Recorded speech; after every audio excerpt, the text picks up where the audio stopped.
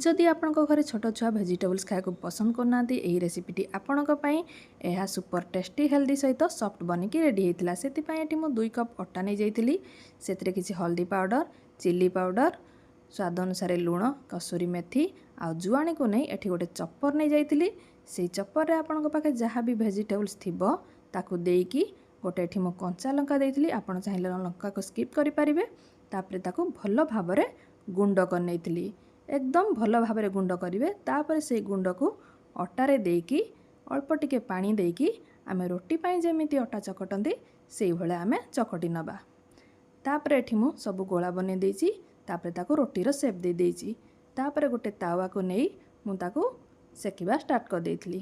तापर एठी मु घियो को देइथली आपण चाहिले रिफाइन तेल को मध्यम देइ परिबे। जदि रेसिपीटी भल लागि थाए तो सब्सक्राइब करा को जमा भी भूलिबेनी। एठी मो झियो भी एंजॉय करके खाउची।